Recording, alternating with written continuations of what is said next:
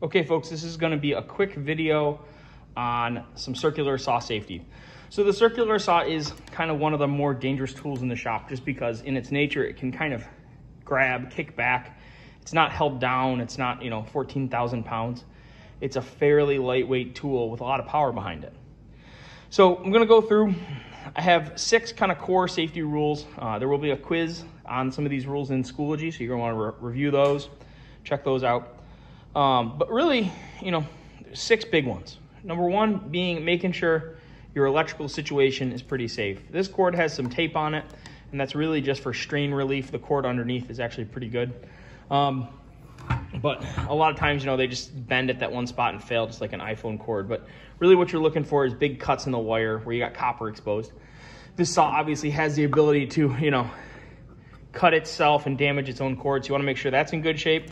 I want to make sure the blade is in fairly good shape. Go around it, make sure all these little carbide tips are intact. And for that very matter, wearing safety glasses is huge with this because these tips do have a tendency to break off and go flying, especially on this saw because you're using it with your hands and you're controlling the speeds and feeds it runs at. Really important to make sure all those are there.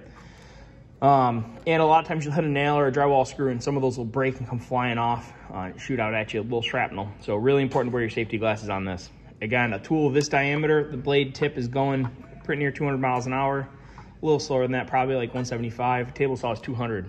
So just be conscientious of that. Make sure you got safety glasses on. Make sure the blade is the proper blade for the job.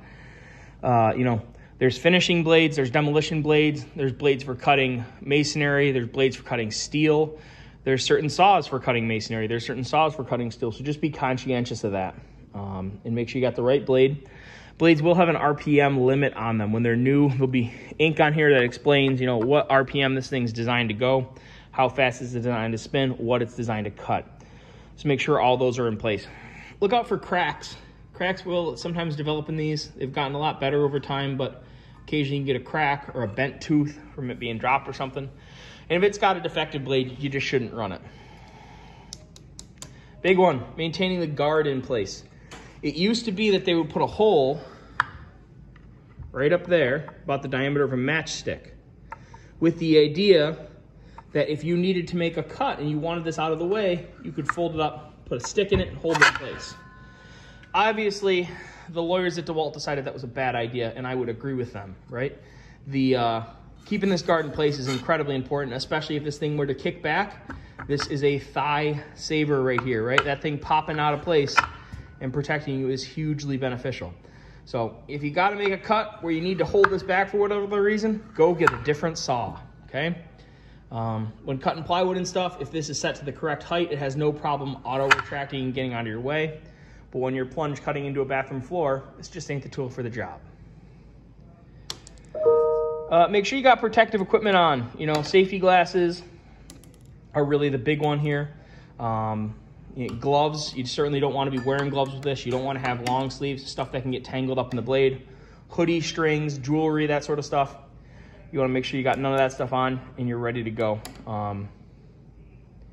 Making sure everything's out of your way. Especially important to use a full face shield when you're cutting material that can shatter, right?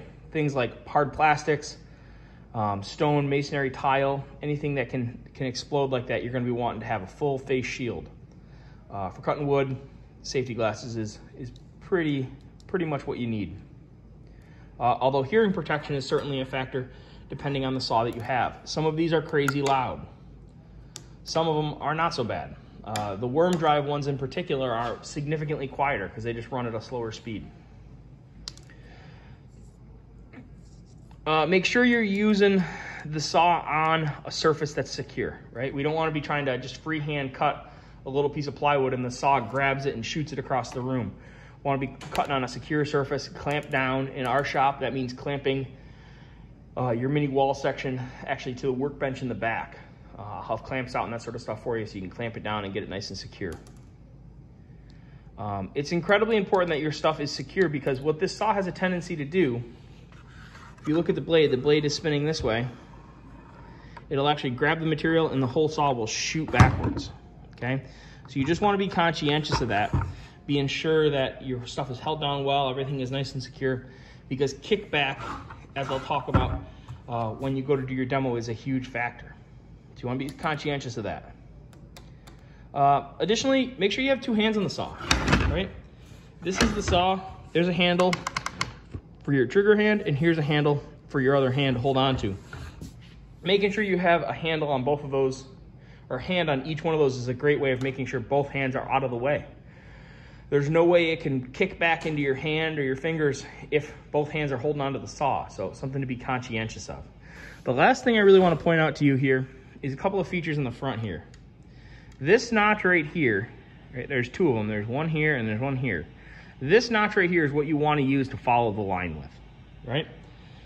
That's going to line up directly with the blade. So when you're cutting, there's a temptation to look down in this little hole here, but really the best practice is to line up here. That's going to give you a straighter cut. You're not going to be as wobbly. If for whatever reason you start deviating off that line, and you're getting over here and over here and over here and over here, and you start to panic, don't try to correct, right? Trying to bend the saw and force the saw back to the cut is a good way of getting kickback. Good way of binding up the saw, burning up your blade, burning up the saw, right? But kickback is the primary concern there. So if you get off your mark, shut the saw off, let it come to a complete stop, coast all the way down, retract the saw from the material, and move back in your cut 12, 15 inches to where you're back on line. And then reline up with that cut and make your cut all the way through, okay? Additionally, that's why it's important to have a line that you're cutting to, right? Have a plan for where we're going with the saw. Super important, okay? So again, be sure your cord is in good shape. Be sure your blade is the correct blade for the job and is in good shape, not damaged. Always maintain the guards on the saw, the safety equipment that comes with the piece of machinery. If those get broken, time for a new saw. Wear all your protective gear. Secure the piece of material you're trying to cut so it doesn't kick back. And be sure you're holding onto the saw with both hands, okay? Oh, the last one I forgot there. Allow the saw to come to a complete stop before you remove it from the material, and allow the saw to get up to speed before you introduce it to the material, okay? With that, you can go on to Schoology, scroll all the way down to the bottom.